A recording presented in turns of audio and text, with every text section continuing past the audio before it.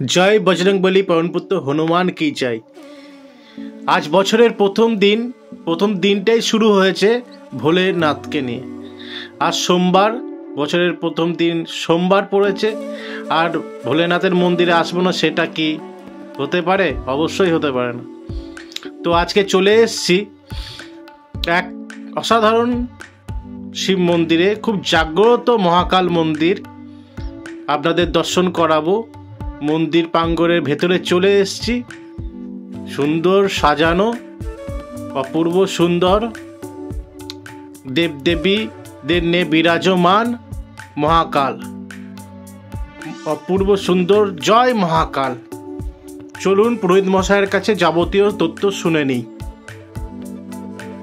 বন্ধুরা, আজকে আনন্দপালিতে সুন্দর একটা ভোলেনাথের মন্দিরে এসেছি। সঙ্গে বিরাজমান আছে বজরংবলী, গণেশজি, রাধা গোবিন্দ, রাধা মাধব, সন্তোষী মা। পুরোহিত মশাইয়ের সঙ্গে সাক্ষাৎ হলো শেরাবালি মা। যাই হোক, মাফ করবেন আমাকে। পুরোহিত মশাইয়ের কাছে কিছু বক্তব্য শুনে নিই, মন্দিরটা কখন খোলে আর এই মন্দির সম্বন্ধে কিছু বক্তব্য যদি উনি তুলে ধরেন। কখন আমাদের মন্দিরটা খোলা হয়? সকাল 7টায়। 7টার সময় খোলা হয়। সকাল 7টায় খোলা হয়। তারপরে আমি 7:30টার ভেতরে ঢুকে যাই। 7:30টার মধ্যে হ্যাঁ, এসে প্রাত্যহিক যে কাজটা সেটা করি। স্নান করানো, পুজো করা বা নিত্যকর্ম যেটা, সেটাই আমি করি। আর পুজো শেষে আরতি আর চরণামৃত যা যা প্রয়োজন আছে তাই করি। ঠাকুরকে, দেবতাকে পূজা করতে গেলে যতটা প্রয়োজন আছে ততটাই করতে হয়। ভক্তরা আসেন, একদম একদম চরণামৃত নেন, আশীর্বাদ নেন। অনেক রকম সমস্যা থাকে, বাবার কাছে জানাতে বলি। ফলে অনেকেই উপকৃত হয়েছেন।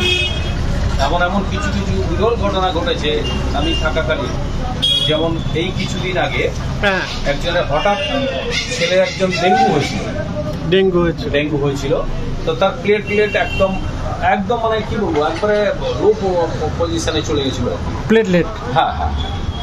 তো এসে বাবার কাছে কান্নাকাটি করে তার কথা বললেন বাবাকে। আমি বললাম যা যা প্রয়োজন আছে বাবার কাছেই বলুন, এই বলে বাবার কাছে জানালেন। আমি ভগবানের কাছ থেকে একটু যা ফুল দেওয়ার বা আমি চরণামৃত দিলাম। দেওয়ার পরে যথারীতি পরের দিন আমি বললাম যে ঠিক আছে, আপনি চলে যান, ঈশ্বরের কৃপাতে সুস্থ হয়ে যাবেন।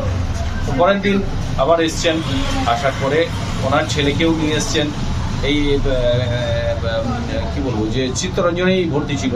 চিত্তরঞ্জন ন্যাশনাল মেডিকেল কলেজেই ভর্তি ছিল। তো ওখান থেকে নিয়ে আমার কাছে এসছেন। আসার পরে আবার পুজো দিয়ে গেলেন।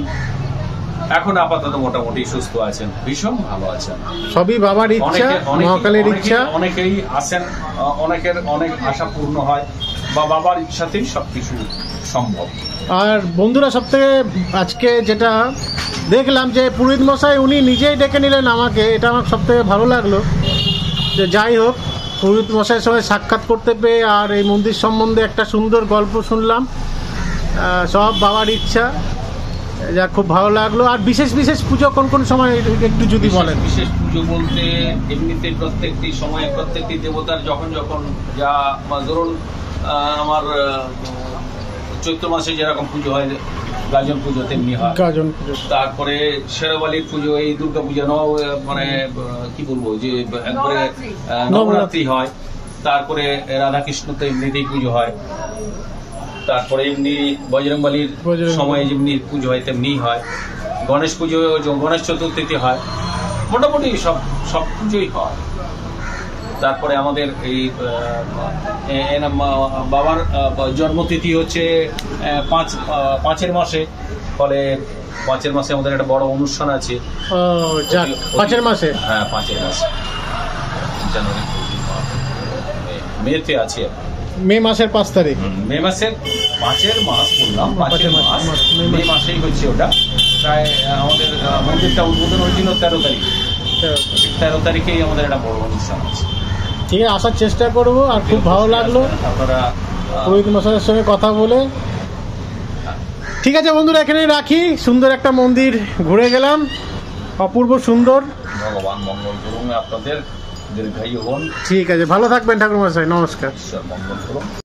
টাটা বন্ধুরা, নতুন বছর আপনাদের খুব ভালো কাটুক।